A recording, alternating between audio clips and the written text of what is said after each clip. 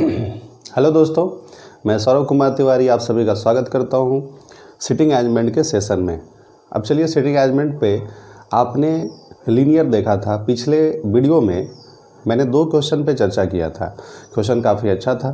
तो चलिए, आज भी उसी तरह से पहले मैं क्वेश्चन दूंगा, उसमें कम से कम 5-6 मिनट का वक्त होगा। आप देखिए कि कितना आप पहुंच पा रहे हैं, है ना।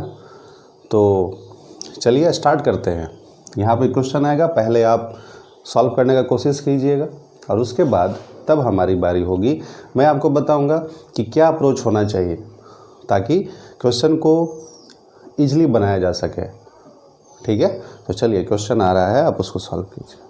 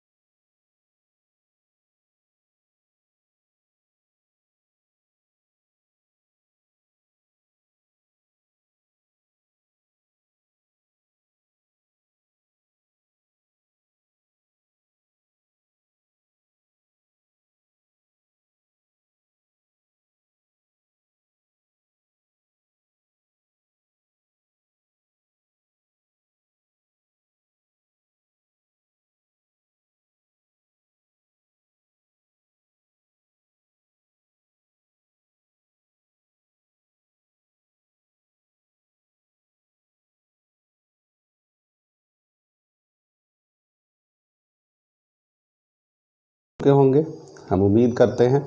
चलिए अब मैं आपको बताता हूँ। देखिए क्वेश्चन ये है कि 8 मेंबर्स हैं, there are 8 members Y Z U W Q S C and A।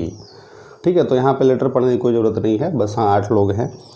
सभी देखो Y से रिलेटेड हैं, सभी का जो संबंध है वो Y से है, ये बताया गया है, मतलब इसमें ब्लड रिलेशन भी है। ठीक है, और ये भी देखो है कि all of them have different chocolates among 20-27, इस तरह से डिजिट है कि सभी को मान लो कि चॉकलेट जो दिए गए हैं वो कुछ नंबर है वो दिया गया है ना। और देखो यहाँ पे लिखा है कि सभी जो है वो एक स्ट्रेट लाइन में बैठे हैं और फेस जो है वो नॉर्थ में है। चलो ठीक है, इतना तो पता हो गया। चलिए हम लोग बनाते हैं, स्टार्ट करते हैं।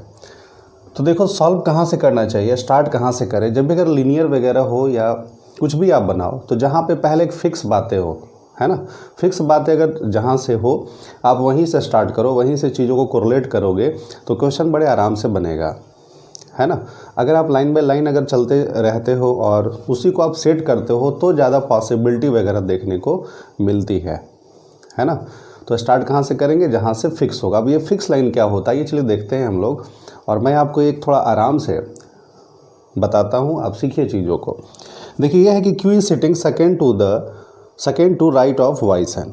अब बताओ कि अभी अगर 8 लोग हैं तो ये कहीं पे भी हो सकता है ना। तो अभी चलो मैं अभी इसको लिख देता हूँ कि देखो Y का जो सन है उसके सेकेंड टू द राइट में कौन है, Q है। ठीक है, अभी मैंने इसको क्या लिखा, देखो रफ में लिख दिया। जो चीज़ें मालूम नहीं है अभी उसको आप रफ में लिखते चलो। आगे चलिए, अब देखो ये फिक्स है तो मैंने यहाँ पे एरो बना दिया कि हाँ यार वो राइट तरफ ही होगा। आगे देखो 2 people are sitting between Q and Z brother, मतलब ये है कि Q और Z ब्रदर के बीच में 2 लोग होंगे। ठीक है, ये भी दे रखा है Q और Z ब्रदर के बीच में 2 लोग। आगे देखो 2 people are sitting between Y son and Y father, मतलब Y सन और Y फादर के बीच में 2 लोग होंगे। लेकिन अभी कहीं पे भी 2 लोग हो सकते हैं तो अभी हम कहीं अरेंज नहीं कर पाए। ठीक है, उसको हमने बस ऐसे लिख दिया। आगे है S is an immediate neighbour of Y father. अब देखो एक लाइन है कि S जो है वह Y फादर का पड़ोसी है। ठीक है, S जो है वो Y फादर का पड़ोसी है। सॉरी, आगे देखिए S is sitting one of extreme ends. अब देखो यहाँ पे एक लाइन मिल गया कि S जो है किसी छोर पे बैठेगा। तो देखो हम लोग ऐसा देखो सोच सकते हैं, या तो देखो हम S को इधर बैठा सकते हैं, एक छोर हो गया, बाकी सब इधर बैठेंगे। देखो 1 2 3 4 5 6 7 और S को मिला करके 8 हो गया। देखो दूसरी बात है आपके दिमाग में आती हो कि सर S को आप यहाँ भी लिख सकते हो। तो देखो 1 2 3 4 5 6 7 और S को मिला दिए तो 8 हो गया। ठीक है, मतलब ये तो बातें समझ में आई। और जितना देखो पहले बेस से रिलेटेड है वो मैं उसको सेट कर सकता हूँ। ये चलो मैं पहले पूरा लिख लेता हूँ। ठीक है, अभी तक ये तो बातें हैं कि S इधर भी हो सकता है और इधर भी हो सकता है। देखो आगे बढ़ते, फटाफट जो इन्फॉर्मेशन है कलेक्ट कर लें। आगे देखो the sum of chocolate of C and Q is equal to sum of chocolate kept by W and E। मतलब ये देखो लिखा है कि C और E का जो चॉकलेट की जो संख्या है, तो इन दोनों का जो सम है वह W और E के द्वारा जो है चॉकलेट, सॉरी W और E मैंने लिख दिया, यहाँ C और Q लिख दीजिए, और ये W और E, मतलब इसका जो सम है और इसका जो सम है वो इक्वल होना चाहिए। ठीक है, और देखो आपसे ये भी बोल दिया है कि 1 among the 4 have the highest number of chocolates and 1 among the 4 have the lowest number of chocolates। मतलब इसमें से ये है कि एक के पास मैक्सिमम और एक के पास मिनिमम चॉकलेट होंगे। ठीक है, चलो कोई बात नहीं, आगे देखते हैं।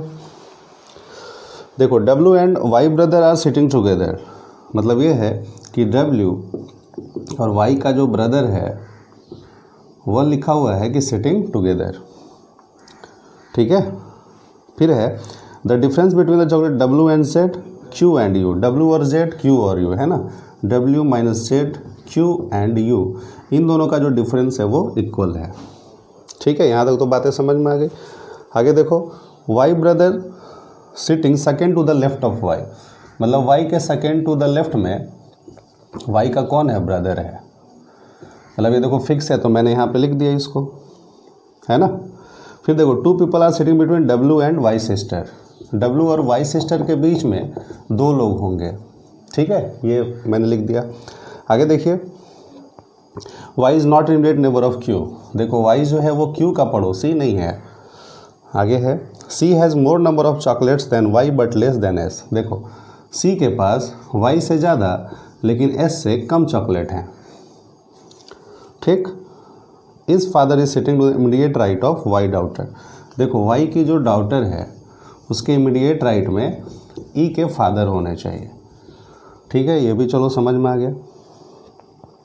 Y wife is immediate neighbour of E. देखो ये है कि वाई की जो वाइफ है वह ई की क्या है, पड़ोसी हैं।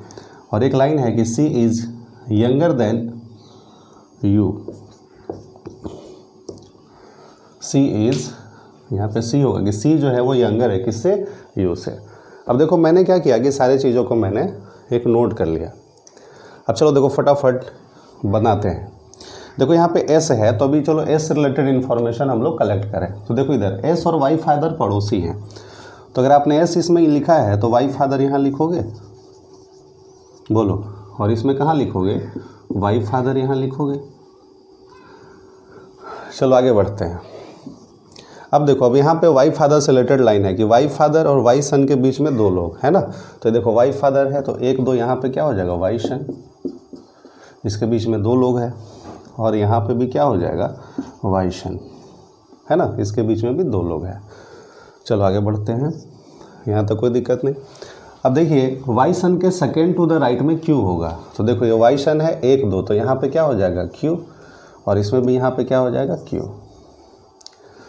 आगे बढ़िए। अब देखो Q और Z ब्रदर के बीच में 2 लोग, है ना।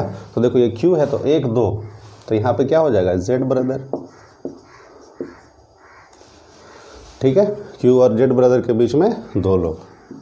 बोलिए यहाँ तक क्या किसी को कोई दिक्कत है, नहीं। आगे देखो बढ़ते हैं। देखो Q है तो देखो Q से रिलेटेड एक लाइन मिल रहा है कि Y के मतलब Y जो है वो Q के पास में नहीं होगा, ठीक है। तो यहाँ पे देखो, लेकिन यहाँ पे y के बारे में इंफॉर्मेशन है। तो ये बताओ कि y को तो आप इसमें यहाँ नहीं लिख सकते, यहाँ पे y के सन को बैठाना है ना। तो अब यहाँ पे हम लोग y को बैठा सकते हैं, y हो गया, और y के सेकेंड टू द लेफ्ट में क्या हो गया, y ब्रदर। अच्छा आपको यहाँ दिखाई तो दे रहा है ना, एक मिनट देख लेते, ठीक, चलो यहाँ पे आपको दिखाई दे रहा है, ठीक है। इधर देखते हैं, देखो ये हो गया वाई, वाई के सेकेंड टू द लेफ्ट में कौन है, वाई का ब्रदर। तो मैंने यहाँ पे ये चीज़ें लिख दी।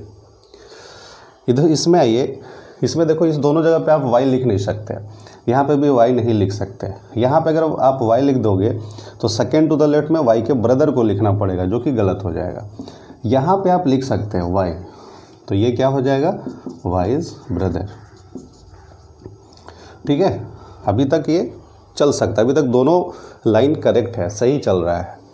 चलो आगे बढ़ते हैं, यहाँ तक ये चलो हो गया। आगे में देखो क्या है कि W और Y ब्रदर, क्योंकि Y ब्रदर से रिलेटेड एक लाइन है ना कि W और Y ब्रदर जो है वो पड़ोसी हैं। तो देखो इधर यहाँ पे अगर Y ब्रदर है तब तो W को तो आपको यहीं लिखना पड़ेगा, इसमें अगर Y ब्रदर है तब तो W को आपको यहीं लिखना पड़ेगा, है कि नहीं। चलिए आगे बढ़ते हैं, ये भी लाइन हो गया। अच्छा ये देखो W से रिलेटेड लाइन है कि W और Y सिस्टर के बीच में 2 का गैप, ठीक है।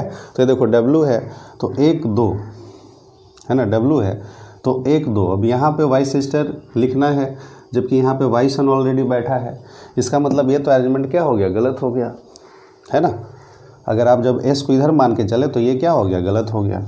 इसको मैं भी हटा देता हूँ, ये बात समझ में आई। इसको देखो ये W है तो 1 2, यहाँ पे क्या हो जाएगा, Y इज सिस्टर, इसमें तो कोई दिक्कत नहीं है ना। आगे बढ़ते हैं, यहाँ तक चीज़ें क्लियर हो गई। अब आई अच्छा, ये दो भी और बच रहा है ना कि वाई डॉटर के सेकेंड टू द राइट ई के फादर और वाई की वाइफ ई की पड़ोसी। ठीक है, चलो इसको चलो देखते हैं एक पॉसिबिलिटी के रूप में, है ना। देखो मैं अगर इसको ऐसे लिखता हूँ कि वाई डॉटर, तो देखो पहली पॉसिबिलिटी, अगर मैं यहाँ पे वाई की डॉटर को लिख दिया, बात समझना, और इसके सेकेंड टू द राइट मैं ये समझा रहा हूँ, ठीक है, तो यहाँ पे आपको क्या लिखना होगा, इज फादर। ठीक, ये लिखोगे, मतलब अगर वाई की डॉटर के सेकेंड टू द राइट ई के फादर हैं, तब तो पहली पॉसिबिलिटी तो यहीं बनती है और दूसरी पॉसिबिलिटी यहाँ बनती है। मतलब इस वाले अरेंजमेंट को आप यही दो जगह सेट कर सकते हो, ठीक है। लेकिन अगर मान लो फर्स्ट कंडीशन, अगर मैंने वाई डॉटर यहाँ लिखा और ई के फादर को यहाँ लिखा, तो इसी दोनों में से क्या लिखना होगा, वाइज वाइफ, मतलब वाई की वाइफ या तो क्यू हो सकती है या तो एस हो सकती है। तो उस समय ई को तो आपको यहीं लिखना होगा, क्यों, क्योंकि यह दोनों पड़ोसी हैं, पहली पॉसिबिलिटी। अब ये देखो, देखते हैं यहाँ पे आप ये देखो कि जेड ब्रदर वाई है, ठीक। अच्छा, अब देखो इस फादर मतलब ई के पापा कौन है, वाई हैं, और यहाँ पे वाई के पापा ई आ जा रहे हैं। देखो समझना मैं क्या बोल रहा हूँ, जैसे अगर आप ऐसे सोचते हो कि ये वाई है, यहाँ पे क्या लिखा है, जेड ब्रदर, मतलब ये वाई जो है वो जेड का भाई है, ठीक है। अब देखो ये भी बोला है इस फादर, मतलब ये जो वाई है वह ई के तो पापा हैं, मतलब पहली बात ये है, इतना से ये बात समझ में आई। थोड़ा इसको देखो, अब यहाँ पे लिख रहा है कि ई जो है वो वाई के पापा हैं। अब बताओ, एक बार तो तुम बोल रहे हो कि वाई पापा है ई का, लेकिन अब यहाँ पे अरेंजमेंट आ रहा है क्या कि वाई के फादर ई हैं, तो उस समय ई का स्थान दो जगह आने लगेगा, है ना। तब तो ये अरेंजमेंट गलत हो जाएगा। कब, जब हम यहाँ पे वाई डॉटर के और ई फादर को अगर यहाँ पे सेट करते हैं तो ये चीज़ें रॉन्ग हो जाएंगी, ठीक है। तो देखो ये तो अब फाइनल हो गया, क्या भैया फाइनल हो गया। देखो अब ये पता चल गया कि आपको अब यहीं पे ये लिखना होगा, ये वाला लाइन कि वाई डॉटर, ठीक, वाई डॉटर के राइट में क्या हो जाएंगे, इज फादर, इसके तुरंत जो है क्या है, राइट है। अब ये क्या है, वाई वाइफ और ई, तो यहाँ पे अब यही जगह है, तो ये वाई की वाइफ हो जाएंगी और ये क्या हो जाएगा, ई हो जाएगा, ठीक है। इतनी सी तो बातें समझ में आ गई। अब देखो मैं आपको अरेंजमेंट बना के बता देता हूँ। पहला, अगर आप वाई लिखते हो तो क्या लिखा है, जेड ब्रदर, मतलब वाई जो है वह जेड का भाई है। अभी जेड भाई बहन कुछ भी हो सकते हैं, ठीक है। अब देखो यहाँ पे लिखा है वाई ब्रदर ई है, ठीक है, मतलब वाई का जो भाई है वो कौन है, ई है। ये तो बातें समझ में आ गई कि वाई का जो भाई है वो कौन है, ई है, मतलब ये तीनों जो है वो सिबलिंग्स हैं, बात समझ में आई। अब देखो अब यहाँ पे है कि वाई सिस्टर, एक ऑप्शन आया है ना, तो इसको हम लोग क्या मान सकते हैं, वाई की सिस्टर है ये, मतलब आप यहाँ पे जेड को पुट कर सकते हैं, कोई दिक्कत। अब देखो वाई वाइफ, मतलब वाई की वाइफ कौन हो जाएगी, डब्ल्यू हो जाएगी, मतलब ये दोनों हो गए हस्बैंड एंड वाइफ। बोलिए कोई दिक्कत, आगे बढ़िए, इतना तक क्लियर हो गया। अब देखो वाई की डॉटर के बारे में पता चल गया, इनकी डॉटर कौन है, क्यों है। अब दो चीज़ें मालूम करनी है, वाई के फादर और वाई के सन। अब देखो यहाँ पे एक लाइन लिखा है कि सी यंगर है यू से। अब दो ही पॉसिबिलिटी है, सी यंग है यू से, तो इसका मतलब वाई का जो सन है वही तो यंग होगा, वाई के फादर कौन हो जाएंगे, यू हो जाएंगे। तो बात समझ में आ गई कि इसका सन हो गया सी, इनके पापा जी हो गए क्या, यू, और इसको भी हम लोग इनकी मम्मी बना सकते हैं। तो यह जो है वो अरेंजमेंट हो गया, ब्लड रिलेशन हो गया, ठीक है। यहाँ तक कोई दिक्कत नहीं होगी। चलिए, तो यहाँ तक देखो दो चीज़ें तो कंफर्म हो गई कि यह जो है लीनियर में हो गए और ये ब्लड रिलेशन हो गया। अब देखिए अब इसमें एक तीसरा भी है ना कि चॉकलेट के अनुसार इनको देखो सजाना है कि कौन कितना चॉकलेट लिया है। तो आइए चलिए उसको देखते हैं, चॉकलेट वाले को। अब देखो लिखा हुआ है, मैं इसको मिटा देता हूँ। यहाँ पे देखो लिखा हुआ है सी और क्यू के लिए। अब देखो जो भी डिजिट है उसके अनुसार देखो सजाते हैं। आपके पास देखो डिजिट दे रखा है 20, 27, फिर है 33, 38, 40, 43, 45 और 50। मतलब देखो यही डिजिट है, इसको आपको अरेंज करना है। अब देखिए पहला अगर दिया है C + Q = W + E, और आपके पास देखो ये हिंट दिया है S C Y को, मतलब क्या है S C और Y। अब देखो मैं आपको हर चीज़ें एज्यूम करके बताता हूँ। बोला है ना कि इस 4 में कोई मतलब एक है जिसमें एक मैक्सिमम और मिनिमम की बातें होंगी। तो देखो अगर आप मैक्सिमम तो ये है और मिनिमम क्या है 20 है। तो देखो अगर मैं अभी C को एज्यूम करता हूँ, C को अगर आप 50 मान लेते हो, ठीक, तब तो ये देख रहे हो कि C से ऊपर में भी ज़्यादा चॉकलेट लेने वाले लोग हैं, मतलब C से ऊपर S होना चाहिए नंबर में, मैक्सिमम में। तो ये बताओ तब तो ये गलत हो गया। क्यों? जब अगर आप इसको 50 मानोगे, 50 मान लोगे, तो फिर इसको क्या दोगे? इसका मतलब ये तो 50 वाली पॉसिबिलिटी गलत हो गई, C 50 नहीं हो सकता। अगर आप इसको 20 मान लेते हो तो ये देख रहे हो ना कि C से नीचे कौन है? Y है, तो उसके पास कम वाले चॉकलेट मिलने चाहिए थे। तो अगर आप C को ही अगर 20 मान लोगे तो फिर Y को क्या मानोगे? बात समझ में आ रही है? मैं आपको देखो समझा रहा हूँ। आगे देखिए, तो यहाँ पे अगर मैं इस दोनों का सम देखता हूँ मैक्सिमम और मिनिमम का, तो ये कितना हो सकता है? 70। तो आपको, क्योंकि देखो इन दोनों का सम जो भी है, अब इसका जो सम है वो दोनों क्या है? इक्वल है। और हिंट ऐसे मिला कि उस चारों में से कोई ऐसे हैं जिसमें एक मैक्सिमम और मिनिमम वाले लिए हैं। ठीक है, आगे देखो।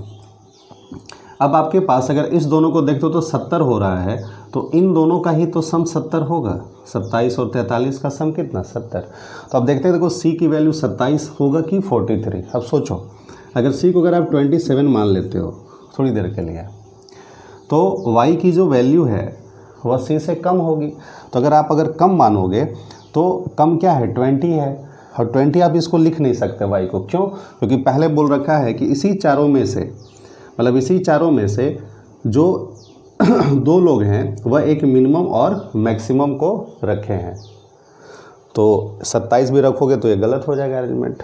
इसका मतलब ये तो कंफर्म हो गया कि C की वैल्यू कितनी हो जाएगी? 43। अगर आप C की वैल्यू 43 रखते हो तो इसकी वैल्यू कितनी रखनी पड़ेगी? 45। क्यों? क्योंकि ये C से ज़्यादा है। 50 तो नहीं रखेंगे। क्यों? क्योंकि 50 जो है इसी 4 में से कोई एक की वैल्यू होगी। बोलिए, क्या आपको ये बातें समझ में आ गई? तो चलिए मैं अब इसको देखता हूँ। अगर C को अगर मैं 43 मान लेता हूँ तो इसको कितना मानना पड़ेगा? 27। ठीक है, और इसमें से अभी 50 और 20 में डाउट है, क्योंकि इन दोनों का ही सम कितना हो रहा है? 70 है। इसका भी सम कितना? 70। ये वैल्यू रखेंगे तब तो पता चलेगा। आगे देखिए, अब देखते हैं। एक आपके पास ऑप्शन और है कि W और Z का जो डिफरेंस है, देखो W माइनस Z का जो डिफरेंस है वह Q माइनस U के डिफरेंस के इक्वल हो जाएगा। अब देखो मैं आपको ये समझा रहा हूँ कि चलो देखो Q की वैल्यू कितनी है? 27। समझना बात को। और W की वैल्यू भी कुछ भी हो सकता है।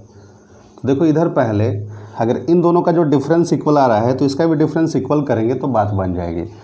देखो अगर आपसे U के बारे में पूछा तो U का अंक क्या हो सकता है? तो देखो 43, 27, मतलब देखो 20, 27, 43 और 50 तो नहीं होगा, और अब 45 भी तो नहीं होगा क्योंकि वह S की वैल्यू है। तो देख रहे हो ना कि यही जो 3 अंक बच रहे हैं, मतलब 3 जो नंबर बच रहे हैं, यही 3 नंबर में से U की कोई वैल्यू हो सकती है। तो चलो देखते हैं।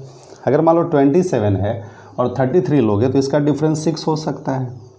27 और 38 लोगे तो इसका डिफरेंस 11 हो सकता है, और 27 और 40 लोगे तो इसका डिफरेंस 13 हो सकता है। बात समझ में आ रही है? अच्छा, तो इधर भी हम वैसा ही देखो कुछ वैल्यू रखेंगे। अगर सोचो कि अगर हम W की वैल्यू 50 मान लेते हैं थोड़ी देर के लिए, अगर आपने 50 मान लिया तो Z की भी तो वैल्यू इसी 3 में से होगा कुछ। तो देखो सोचो 50 और 33 का डिफरेंस कितना हो गया? 17 का, जो कि इधर से कुछ मैच नहीं कर रहा है।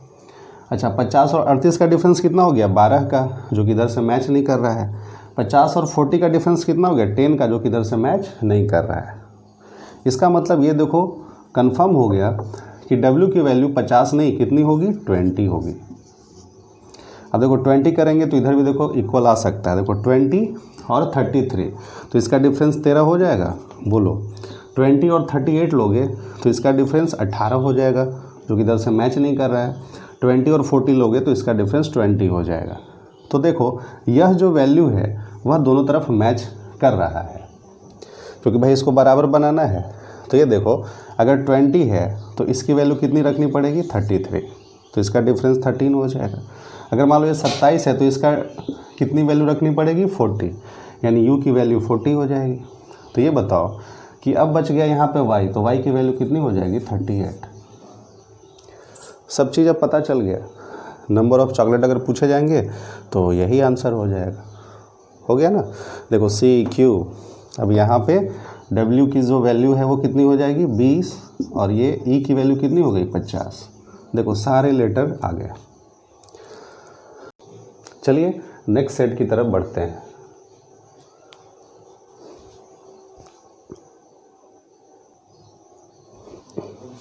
चलिए सेट नंबर 4 वाला क्वेश्चन देखिए, ये है, आप इसको पहले सॉल्व कीजिए।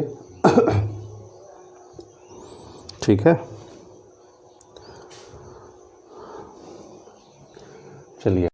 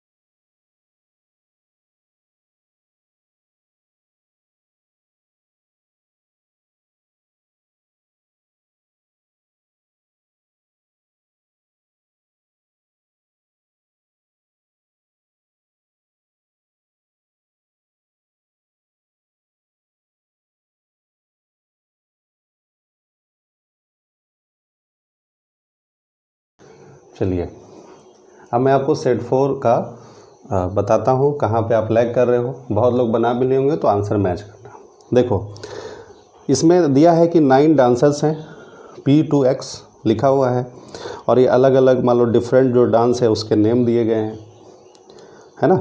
अब यहाँ पे देखो दिया है कि उस रो में जो बैठे हुए लोग हैं उसमें कुछ का फेस नॉर्थ में है और कुछ का फेस साउथ में है, ये क्वेश्चन में दे रखा है। आगे देखिए, T who has performed the Chau dance is sitting along with the dancer who has performed Giddha dance। तो अभी तो देखो 9 पर्सन है और इसमें भी ये भी नहीं पता, तो अभी क्या करोगे, इसको भी रफ में लिखते चलोगे, है ना। कि T देखो, T क्या है, छऊ, ठीक है, T क्या है, छऊ, और यहाँ पे मैंने क्या लिख दिया, गिद्धा। मतलब ये दोनों क्या होंगे, पड़ोसी होंगे, ठीक है। एक आपको हिंट मिला।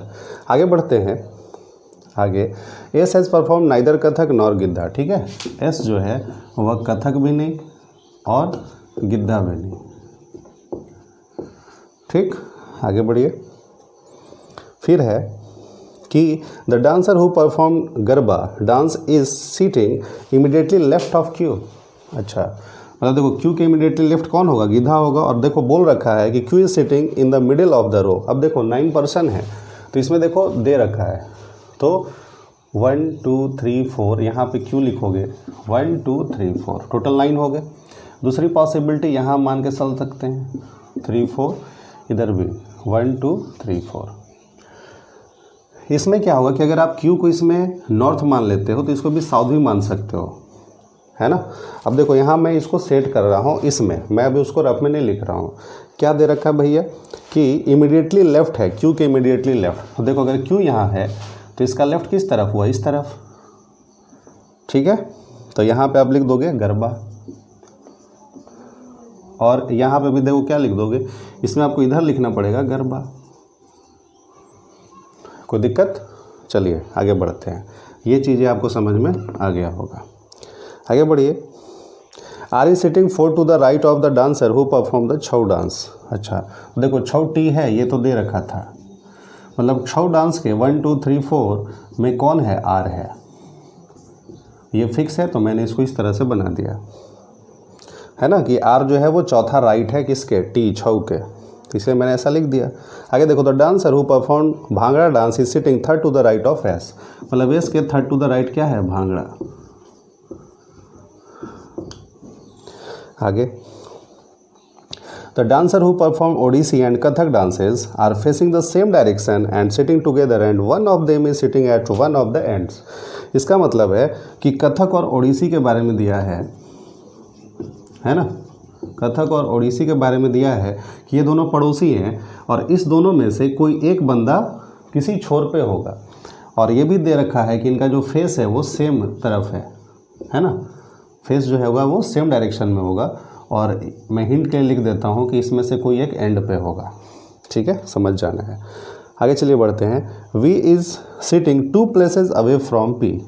मतलब देखो वी और पी में 2 का मतलब यहाँ पे एक का ही गैप होगा। 2 प्लेसेस अवे मतलब ऐसा नहीं कि 2 गैप बना देना, ये सब चीज़ों पे थोड़ा ध्यान देना है। मतलब आप ऐसे समझो कि इन दोनों में 1 का गैप है, ठीक है। अगर बोलता 3 प्लेसेस तो बीच में 2 ही गैप होता। आगे चलिए। And they both face opposite direction. अच्छा ये देखो दे रखा है कि इनका जो फेस है वो क्या है, अपोजिट डायरेक्शन में है। बोलिए कोई दिक्कत? इसमें सेम फेस है और इसमें अपोजिट होगा वी और पी के लिए, ठीक। डब्ल्यू परफॉर्म झूमर dance and is facing north direction and is sitting eight 3rd position from the right hand. देखो ये भी एक पता चल गया कि राइट से जो डब्ल्यू है वो 3rd प्लेस पर है। बात समझ गए? तो यहाँ पे आप फिक्स लिख सकते हैं इसको। चलिए, और यहाँ पे है कि डब्ल्यू का जो चेहरा वो क्या है, नॉर्थ में है, सीधा है, तो मैंने उसको सीधा लिख दिया। बोलिए बातें समझ में आ रही है ना? मैं आपको समझाते चल रहा हूँ, थोड़ा स्पीड, ठीक है। अब तो आपको लैंग्वेज समझ में आ रहा है तो ज़्यादा अब स्पीड थोड़ा सा बढ़ाना ही पड़ता है। आगे देखो, the dancer who perform Bihu dance is sitting 2nd to the right of the dancer who perform Kathak dance, ठीक है। और एक्स फेसेस साउथ डायरेक्शन। अच्छा देखो, the dancer who perform Bihu dance is sitting second to the right of the Kathak, मतलब कथक के second to the right, यहाँ मैं लिख देता हूँ कि कथक के second to the right Bihu होगा। ठीक है, आगे चलिए। एक्स फेसेस साउथ डायरेक्शन, मतलब एक्स का जो फेस है वो किधर है, साउथ में है। आगे है the dancer who perform the Bihu dance is facing the direction opposite to that of X, मतलब एक्स का जो अपोजिट है, तो देखो अगर एक्स साउथ में देख रहा है तो बिहू किधर देखेगा, नॉर्थ में। ये तो फिक्स हो गया। The immediate neighbour of the dancer who perform the Bihu dance is facing the direction same as that of X, मतलब देखो ये दे रखा है कि बिहू का जो पड़ोसी होगा उसका जो फेस है वो जिधर एक्स किया है उधर ही होगा। बिहू का देख रहे हो ना, बिहू का नॉर्थ में होगा, लेकिन इसके जो पड़ोसी होंगे वो एक्स की तरह फेस किए हुए होंगे। ठीक है, यहाँ तक आगे बढ़िए। फिर है the dancer who perform the Bihu dance is neither sitting with the dancer who has perform the झूमर डांस नॉर ओडिसी। अच्छा चलो, मतलब ये यहाँ पे फिक्स है कि बिहू का जो पड़ोसी है वह झूमर और ओडिसी नहीं होगा, मतलब इसके आसपास ये नहीं हो सकता। और ये लिखा है कि वी जो है वो भांगड़ा पसंद नहीं करता। चलो तो ये था इन्फॉर्मेशन, हमने कलेक्ट कर दिया। चलिए अब यहाँ पे हम लोग सेट करते हैं। चलिए अब देखो यहाँ पे एक छोर वाली बातें आई है, तो पहले मैं इसको सेट करने का कोशिश करूँगा। ठीक है ना, देखिए कथक और ओडिसी है। ठीक, तो चलिए देखते हैं, इसको कहीं किसी छोर पे आपको रखना है। अब देखो अगर आपने इसको लिया तो देखो कथक से रिलेटेड अब यहाँ पे भी देखो बातें हैं, तो पहले हम कोशिश करेंगे इन दोनों को कोरिलेट करने के लिए। और जब आपने यहाँ बिहू को उठाया तो बिहू से रिलेटेड देखो ये भी बातें हैं, इसको भी थोड़ा ध्यान देना है। ठीक है, तो चलिए देखते हैं। अगर देखो अगर आपने कथक यहाँ लिख दिया, ठीक है, तो यहाँ पे बिहू लिखना पड़ेगा जो कि गलत हो जाएगा। कथक यहाँ लिख दिया तो बिहू यहाँ लिखना पड़ेगा। ठीक, और बोला है कि बिहू झूमर का पड़ोसी नहीं है, तो यहाँ पे तो हो ही नहीं सकता। इधर हम लोग देखो सेट कर सकते हैं थोड़ी देर के लिए। अगर आपने यहाँ पे कथक लिख दिया तो कथक के राइट क्या होगा, बिहू। अगर आपने यहाँ पे बिहू लिख दिया तो फिर ये दे रखा है कि ओडिसी भी उसका पड़ोसी होना चाहिए, यानी यह जो अरेंजमेंट है वो तो रॉन्ग हो गया। समझ रहे हो ना कैसे, देखो आपके पास यही जगह बचा है, समझना अच्छे से। एनी हाउ अगर आप कथक को यहाँ तो लिख ही नहीं सकते, पहली बात क्यों, क्योंकि कथक को यहाँ लिख दो तो ओडिसी आपको यहीं लिखना पड़ेगा, क्योंकि ये दोनों पड़ोसी हैं। जबकि ऐसा बोल रखा है कि कथक और ओडिसी में से एक बंदा छोर पे होना ही चाहिए। तो आप सोचो अगर आप कथक यहाँ लिख देते हो तो ओडिसी यहाँ लिख दोगे, तो यहीं पे तो आपको फिर बिहू लिखना पड़ेगा, और बिहू जब आप लिखते हो तो इसके अकॉर्डिंग वो आप गलत हो जाओगे। बात समझ में आ गई। इसका मतलब यह जो अरेंजमेंट चल रहा था वो क्या है, रॉन्ग है। ठीक, इसमें देखो, इसमें अब हम लोग सोच सकते हैं। अब देखो इसमें भी इधर तो कोई स्पेस बनेगा नहीं, ठीक है, क्योंकि अगर आप यहाँ तो गरबा है फिर झूमर है, यहाँ लिखोगे तो यहाँ लिख नहीं सकते, यहाँ पे भी लिख नहीं सकते, क्योंकि दोनों डांस का नाम है। ठीक, अब देखो अगर मैं यहाँ पे अगर पुट करता हूँ वैल्यू को, अगर कथक और बिहू को, तो देख रहे हो ना कथक और बिहू में यही देखो डिफरेंस होगा। तो अगर आप कथक यहाँ लिखते हो तो ओडिसी आपको यहाँ लिखना पड़ेगा, जो कि फिर गलत हो जाएगा, क्योंकि इसी दोनों स्थान पर इतना फिक्स है कि कथक और ओडिसी यहीं पे दोनों हो सकते हैं, या तो इधर कथक इधर ओडिसी, या इधर ओडिसी और इधर कथक, यही हो सकता है ना, तभी तो कोई एक छोर पर आएगा। इस छोर पे तो जगह ही नहीं है। तो चलो इसको देखो, मैं आपको बताता हूँ। अगर मैं यहाँ पे कथक लिख दूँ, ठीक, तो यहाँ पे क्या लिखना होगा, बिहू। अगर कथक आपने यहाँ लिख दिया तो यहाँ पे क्या लिखेंगे आप, ओडिसी। तो ये देखो फिक्स है, मतलब बिहू को ऐसे भी देखो सेट करना है कि वह ओडिसी और झूमर का पड़ोसी नहीं होना चाहिए। तो यही तो एक ऑप्शन बच रहा है। चलिए डांस तो ये ठीक है, यहाँ तक बातें देखो। बिहू के बारे में जो जो पता है लिख देते हैं, एरो बना देते हैं। बिहू का जो फेस है वह नॉर्थ में होगा और इसके जो पड़ोसी हैं वो साउथ में होंगे। ठीक है, कोई दिक्कत नहीं, आगे बढ़िए। अब यहाँ से अब हम आगे कैसे बढ़े, तो देखो ये है ना कि अब ये जो अरेंजमेंट है जो कि फिक्स वाला लाइन है, इसको हम लोग सेट करने का कोशिश करते हैं कि टी के 4 टू द राइट कौन होगा, आर। तो चलिए देखते हैं। देखो टी तो अब आप इधर लिख नहीं सकते, टी को यहाँ भी लिख सकते क्योंकि टी जो है वो एक डांस के साथ है। तो अब जो है दो ही ऑप्शन बचता है टी के लिए। अगर आपने टी को यहाँ लिख दिया तो 1 2 3, 3 के बाद आप यहाँ पे क्यू को लिखना पड़ेगा। तो अब फिक्स हो गया कि यहाँ पे क्या होगा, टी क्या हो जाएगा, छऊ। अब देखो बोला है छऊ है, तो छऊ और गिधा जो है वो क्या है, पड़ोसी। समझना अच्छे से।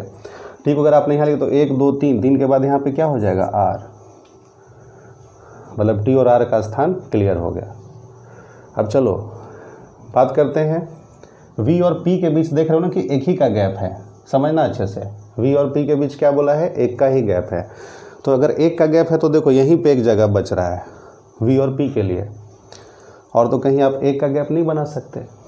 ठीक है, तो वी और पी के लिए अगर यहाँ पे है, देखो इसको कनेक्ट करके लिख सकते हैं कि एस के 3rd टू द राइट कौन है, भांगड़ा, और वी जो है वो भांगड़ा पसंद नहीं करता। तो चलो देखते हैं। तो अगर मैं एस को यहाँ लिख दूँ इस तरह से, तो 1 2 3, यहाँ पे क्या हो जाएगा, भांगड़ा। कुछ नहीं है क्वेश्चन, बस कोरिलेट करना सीख गए आप तो समझिए बन गया। अब देखो क्या बोला है, वांगड़ा। तो यहाँ पे जब क्या लिख दोगे, यहाँ पे आप वी नहीं, यहाँ पे क्या लिख सकते हैं, पी। अगर पी यहाँ आपने लिख दिया तो यहाँ पे क्या लिखना होगा, वी। पी यहाँ हो गया, वी यहाँ हो गया। अब बोला दोनों अपोजिट डायरेक्शन में है, तो अगर पी इधर है तो वी नॉर्थ में होगा। अब बोला है ओडिसी और कथक वाले दोनों सेम डायरेक्शन में है, तो कथक वाला भी नॉर्थ में हो जाएगा। बोलिए कोई दिक्कत। अब आगे बढ़ते हैं। एक्स जो है वो साउथ में देख रहा है, तो एक्स अगर साउथ में देख रहा है, देखो यही दो जगह बचा है, तो यहाँ पे एक्स लिख नहीं सकते क्योंकि यहाँ आपका जो बंदा है वो नॉर्थ में देख रहा है। तो यहाँ पे क्या लिखना होगा, अब एक्स तो आपको यहीं पे लिखना होगा, और ये क्या हो जाएगा, साउथ में। ठीक है, टी भी किधर हो जाएगा, साउथ में। क्यों, क्योंकि यहाँ है ना कि 4 टू द राइट, तो इधर जब साउथ में करोगे टी को तब तो ये 1 2 3 4 होगा। बोलिए कोई दिक्कत। चलो अब जो है क्या डांस बन गया, लावनी बच गया। तो मैंने क्यू के लिए क्या लिख दिया, लावनी, और यहाँ पे जो बच गया वो लिख दीजिए, है ना। यहाँ पे क्या बच गया, जो भी है, यू बच गया क्या, तो ये हो जाएगा इसका लेटर।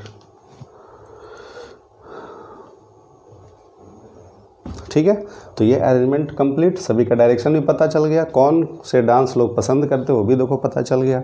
करना देखो कुछ नहीं होता, मैं अब इतना भी देखो टाइम नहीं लगता। जब आप पूरा प्रैक्टिस कर लोगे ना तो फिर रम जाओगे, और रम जाओगे तो फिर मज़ा आएगा। चलिए एक क्वेश्चन और देख लेते हैं। ठीक है,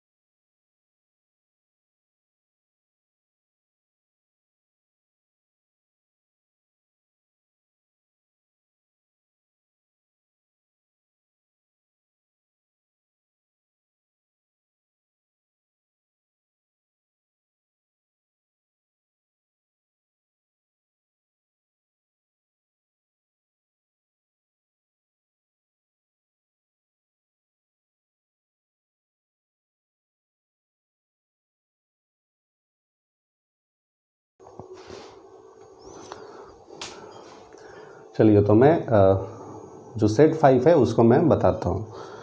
देखिए क्वेश्चन क्या है कि 10 फ्रेंड्स हैं और 2 पैरेलल रो में बैठे हैं और ये सभी में मान लो एक वैकेंट भी है, मतलब 6 अगर है तो उसमें एक जो सीट है वो वैकेंट है, दे रखा है, और 6 लोग बैठेंगे, ये भी देखो फिक्स है। इसमें दिया है देखो रो 1 MNOPQ, मतलब यहाँ पे देखो फिक्स दे रखा है कि रो 1 में क्या रहे MNOPQ, ठीक है। और उसके बाद है तो इसका मतलब मैं भी इसको रो 2 मान लेता हूँ, तो रो 2 में क्या दे रखा है भैया DEFGH, और सभी लोग देखो डिफरेंट ब्रांड्स के जो शर्ट हैं वो पसंद करते हैं, वो है, ठीक है। ये भी है कि इनका जो फेस है वो साउथ में होगा और इनका फेस जो है वो नॉर्थ में होगा। चलिए फर्स्ट देखो लाइन है कि G sits to the right of F and likes Lee, तो देखो G वाला यानी इधर है, तो ये बोल रखा है कि F के थर्ड टू द राइट में कौन है G, और ये कौन सा ब्रांड है ली का, तो मैंने ली लिख दिया। उसके बाद है कि only 2 people sit between E and the vacant seat, मतलब E और वैकेंट सीट तो अभी कहीं पे भी हो सकता है, तो अभी मैं इधर लिखता हूँ कि E और वैकेंट सीट के बीच में एक का गैप है। आगे अब देखो E वैन और USPA, मैं शॉर्ट में लिख देता हूँ वैन और USPA पसंद नहीं करता। नेक्स्ट लाइन है Q is not an immediate neighbour of O, है ना, कि Q जो है वह O का पड़ोसी नहीं होगा, ठीक है, अच्छी बात है। आगे है कि N जो है वो जॉन मिलर पसंद करता है, इनके बारे में पता है कि यह जॉन मिलर है, जॉन मिलर है नहीं मतलब जॉन मिलर वाला पसंद करता है। The one who likes USPA, उसका जो चेहरा है हाईलैंडर की तरफ है, मतलब USPA अब इसका चेहरा किधर है हाईलैंडर की तरफ, ठीक है। अब देखो यहाँ पे है, ये देखो समझिए, the one who likes USPA sits opposite to the one who sits third right of the person who sits opposite to G, मतलब ये देखो कह रहा है कि G का जो अपोजिट जो बंदा बैठा है उसके जो थर्ड टू द राइट है ना, मतलब ये जो थर्ड टू द राइट है उसके जो सामने उसके जो अपोजिट जो बंदा बैठा है वह क्या लाइक करता है USPA, मतलब ये देखो फिक्स हो गया कि यहाँ पे ही क्या होगा USPA, और USPA का जो अपोजिट है वो क्या होगा हाईलैंडर, तो यहाँ पे आप लिख सकते हो हाईलैंडर, ठीक है। चलो ये बातें समझ में आ गई, तो चलो सेट है तो मैं इसको भी हटा देता हूँ क्योंकि ये फिक्स है, तो फिर लिखने का क्या मतलब। आगे देखिए फिर आपसे बोलता है O is not an immediate neighbour of P, अच्छा मतलब ये भी देखो है O जो है वो P का पड़ोसी नहीं है, तो O था तो मैं इसको यहीं पे सेट कर लिया। आगे देखिए H who likes neither Van nor John Player, अच्छा देखो H जो है वह कि वैन और क्या लिखा है भैया H who likes neither Van nor John Player, यहाँ पे जॉन प्लेयर है, ठीक है, इसको मैंने काट दिया। और इतना ही नहीं, ये भी बोला है कि इसके सामने जो है वो वैकेंट वाला नहीं होना चाहिए, ये भी दे रखा है। नेक्स्ट है neither G nor F seat and any extreme of सही हिंदी, अच्छा ये देखो G और F जो है किसी लास्ट छोर पे नहीं बैठे हैं, तो बहुत आसान हो गया ना कि एक आदमी इधर और एक आदमी इधर ही बैठेगा, ठीक है। चलो मैं इसको ऐसे मिटा लेता हूँ। चलो अब देखो थोड़ा आसान हो गया कि भाई अब फिक्स है कि इस दोनों छोर पे अब कोई नहीं, मतलब कि G और F दोनों छोर पे नहीं है, तो एक आदमी ज़रूर इधर होना चाहिए और इधर होना चाहिए, ठीक है।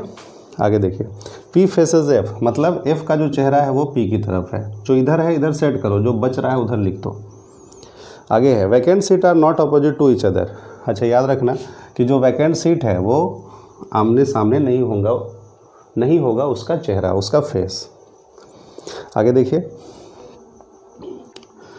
फिर है कि 2 seats are there between O and N, और N के बारे में देखो लिखा है, N के बाद हु है ना, तो who sits third right of the one who likes Dennis Lingo, अब देखो जो डेनिस वाला है उसके थर्ड टू द राइट क्या हो जाएगा N, और बोल रहा है N और O के बीच में 2 लोग होंगे, ठीक है।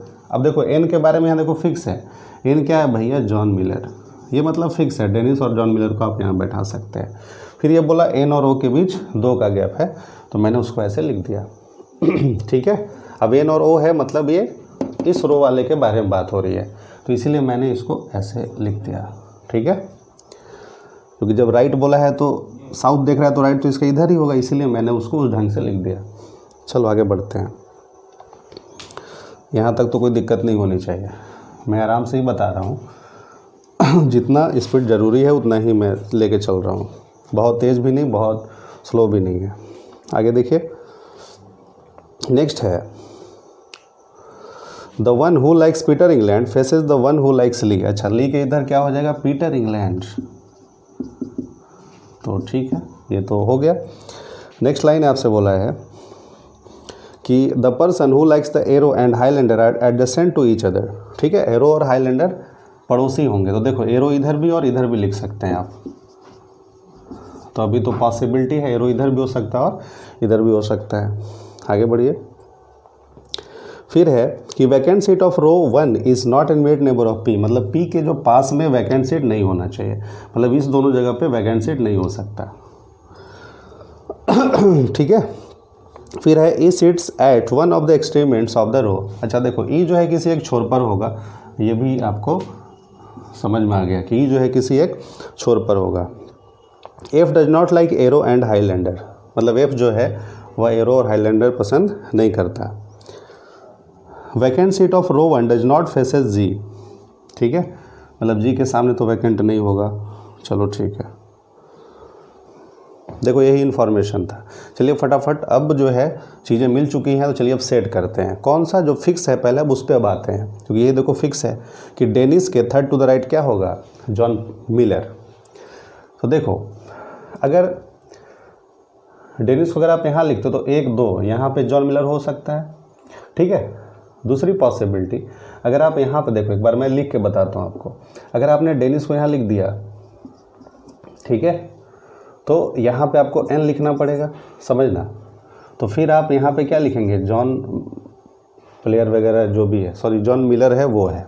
अब सोचो अगर एन यहाँ है तब तो आपको ओ यहीं लिखना पड़ेगा, क्योंकि एन और ओ के बीच में कितने लोग हैं, 2 लोग, तो ये हो गया। अब ये सोचो कि यहाँ पे बोल रखा है कि Q और O पड़ोसी नहीं होंगे ना, तो इसका मतलब कि Q को तो आप यहाँ भी, मतलब यहाँ पे और यहाँ पे तो Q लिख नहीं सकते आप, गलत हो जाएगा। ठीक है ना, क्योंकि बोला है कि Q जो है वो O का और P का पड़ोसी नहीं है। ठीक, मतलब यहाँ पे आप इसको नहीं अरेंज कर सकते। क्लियर है? तो एक बात और बनती है, अगर यहाँ पे अगर Q को नहीं लिख सकते हैं आप, तो थोड़ी देर के लिए आप Q को आपको यहाँ लिख देंगे, आप खुश होके, बात समझना। Q तो यहाँ पे हो सकता है ना। तो अब देखिए उसके बाद रही बात वैकेंट वगैरह की, Q को अगर आपने यहाँ लिख दिया तो अब बचा क्या, M, तो M को आप यहाँ लिख देंगे तो यहाँ पे वैकेंट बनाना पड़ेगा, जो कि गलत हो जाएगा।